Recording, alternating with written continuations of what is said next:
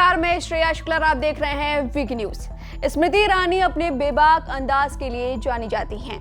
वो जब बोलती हैं तो अच्छों की बोलती बंद कर देती हैं। उनकी वाक पटुता ही है कि उन्होंने जिस फील्ड में अपना हाथ डाला वहीं कामयाब हो गई।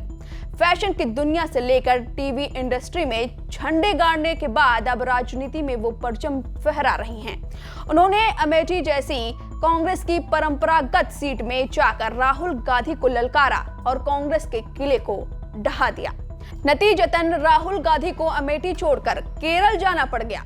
स्मृति जो बोलती हैं वो ताल ठोक कर बोलती हैं और जब बोलती हैं तो सब सुनते रह जाते हैं। आज मैं चुनौती दे सकती हूँ, कांग्रेस द्वारा नियुक्त किया गया एक भी वाइस चांसलर आकर कहे प्रमाण के साथ कि मैंने भगवाकरण किया है, मैं राजनीति छोड़ दूंगी। इसी सदन में शायद आज सोनिया जी नहीं है, उनको नहीं बोल सकती। अटल बिहारी वाजपेयी जी ने शायद ये कहा था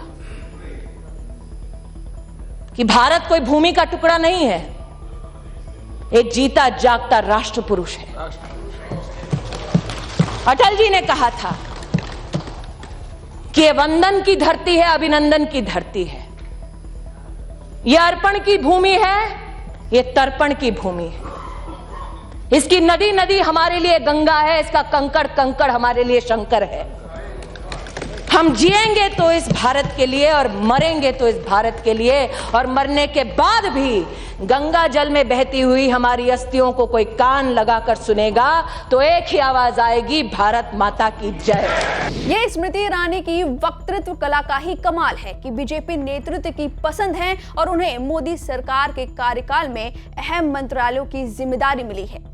अब उन्हें स्मृति ईरानी ने लोकसभा चुनाव से पहले मेनका गांधी को लेकर बड़ा खुलासा किया है।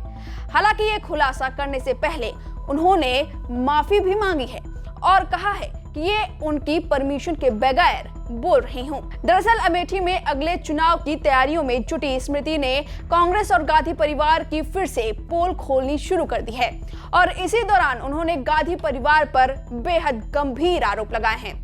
न्यूज एजेंसी ANI से बात करते हुए स्मृति ईरानी ने कहा, चुनाव के दौरान अमेठी में एक बार शाम को एक नहर के पास मुझे लोगों ने बोला कि आप यहां से चले जाओ, यहां उम्मीदवार पर गोलियां भी चल चुकी हैं और ये सच बात है कि वहां फायरिंग हुई है। अमेठी में मेनका गांधी को बेहद मुश्किल हालात का सामना करना पड़ा था, उनके साथ बदसलूकी की गई थी। मैं उनसे माफी चाहूंगी कि उनकी इजाजत के बिना मैं ये बात बता रही हूँ। आप इससे अंदाजा लगा लीजिए कि वहाँ चुनावी युद्ध क्षेत्र कैसा रहा है। चुनाव में वहाँ 12 बजे 90% मतदान हो जाता था। क्या ये संभव है?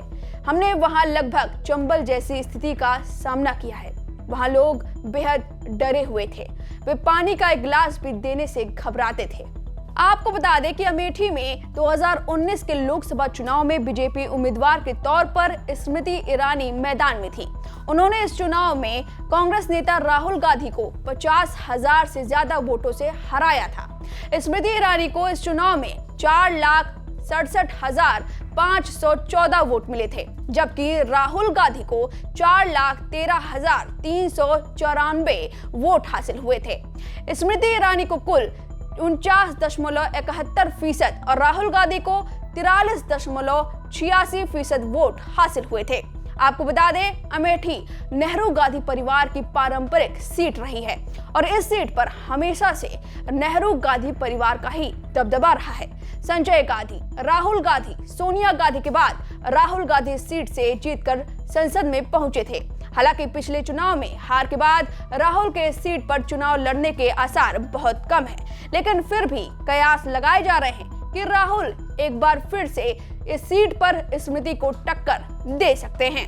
हालांकि हार के बाद राहुल बहुत कम बार अमेठी के दौरे पर गए, वो भी मतलब के वक्त।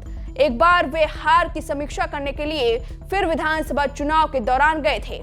तो जब हार गए राहुल गांधी तो उन्होंने दूरी बना ली अमेठी से। जब भी गए मतलब के लिए गए, एक बार गए समीक्षा करने के लिए कि आखिर हार क्यों गए, और दूसरी बार गए जब प्रियंका बहन प्रियंका को सपोर्ट करना था। वहीं तीसरी बार ऐसे ही घूमने चले गए, यानी कि हार के बाद इस तरह से उन्होंने दूरी बना ली अमेठी से, और अब वो अपने संसदीय क्षेत्र वायनाड के कई दौरे करते हुए नजर आते हैं। अब इस खबर पर आपकी जो भी राय है हमें कमेंट करके जरूर बताएं। वीके न्यूज, राष्ट्र के नाम।